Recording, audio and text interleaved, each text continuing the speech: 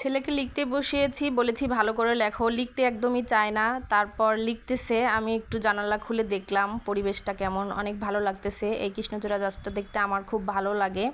ছেলে তো লক্ষ্মী সোনার মতো লিখতেছে, কত লক্ষ্মী সোনা হয়ে গেছে। দেখ ছাদে যাব, মুরগি ডিম দিয়েছে কিনা দেখতে। এই দেখেন এই যে কোথায় বসে থাকে।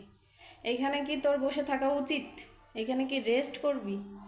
আচ্ছা ঠিক আছে, কর, কিচ্ছু বলে না। প্রত্যেক দিন এই মুরগিটা এখানে এসে 1 ঘন্টা করে রেস্ট নিয়ে যায়, আমি কিছু বলি না, ও এখানেই বসে থাকে। আর আজকে এত পরিমাণে রোদ উঠেছে, অনেক দিন হলো আসা হয় না উপরে। আর দেখেন মুরগি 3-4 দিন ডিম পেড়ে জড়ো করে রেখেছে। তারপরে এই যে দেখতে এসেছি মাটির একটা চুলা, এটা বৃষ্টিতে ভিজে গিয়েছে। আর আমগুলাও একটু একটু করে পাকা শুরু করে দিয়েছে। তো এই যে ডিমগুলো নিয়ে আমি নিচে চলে যাব, কারণ হাজব্যান্ড চলে এসেছে বাজার নিয়ে। দেখব কি কি বাজার করে নিয়ে এসেছে।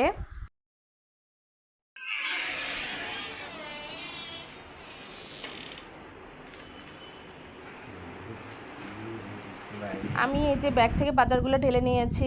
লাউ নিয়ে এসেছে, ঝিঙা, আলু, পেঁয়াজ, তারপরে টুকিটাকি বিস্কিট, নুডলস, এগুলো শেষ হয়ে গিয়েছিল, মুড়ি নিয়ে আসতে বলেছিলাম, সব কিছুই নিয়ে এসেছে।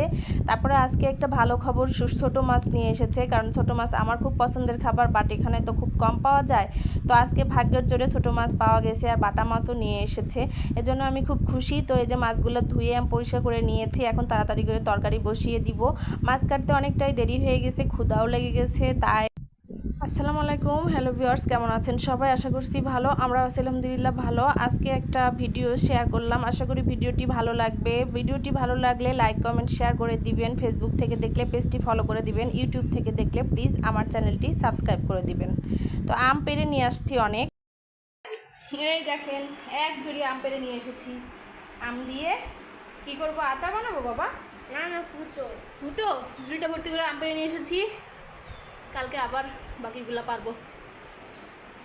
বিকেলে ছাদে চলে গিয়ে অনেক আম পেড়েছি, আচার করব। আচার করাটাও আপনাদের সাথে ইনশাল্লাহ শেয়ার করব। আর আরও আম পারবো, তখন সময় থাকলে সেটাও শেয়ার করব। আর আম পেড়ে নিয়ে এসেছি, প্রচুর গরম লেগেছে। আর একটু ছেলের জন্য হালকা পাতলা কিছু পিঠার আইটেম বানিয়ে নিচ্ছি। সুজিটা ভাজি করে নিয়ে আমি এই যে গরুর দুধ দিয়ে রান্না করে নিয়েছি, কোনো পানি ব্যবহার করি নাই। তারপরে সুজিটার মধ্যে ডিম দিয়ে আর কি ভালো করে হাত দিয়ে ভালো করে নেড়ে, ময়দা দিয়ে মেখে ভালো করে নেড়ে নেড়ে মাখতে হবে।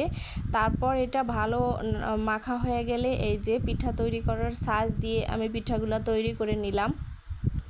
দেখতে মাশাআল্লাহ অনেক সুন্দর হয়েছিল পিঠাগুলা। তারপরে এই পিঠাগুলা আর কি সুন্দর করে তেলে ভেজে নিতে হবে।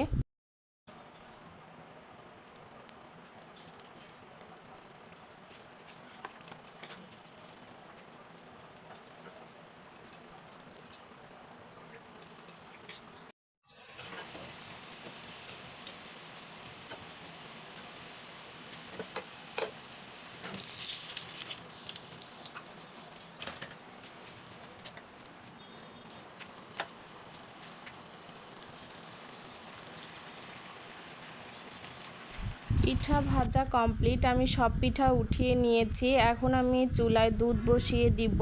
দুধের মধ্যে মশলা, গরম মশলা, তেজপাতা, লবঙ্গ, এগুলো সব দিয়ে চিনি দিয়ে দিব। আর দুধটা সুন্দর করে ফুটে গাঢ় হয়ে গেলে এই যে ভিজিয়ে দিব পিঠাটা। পিঠাটা অনেক নরম এবং সফট হয়ে ভিজে যাবে। তো সকালবেলা এগুলো খেতে হবে। তারপর এর মধ্যে একদম দুধ গিয়ে রসে রসে ভরে যাবে। তো আজকের ভিডিও এখানেই শেষ করব। আবারও পরবর্তীতে নতুন কোনো ভিডিও নিয়ে হাজির হব। ততক্ষণ পর্যন্ত সবাই ভালো থাকবেন, সুস্থ থাকবেন। আল্লাহ হাফিজ সবাইকে।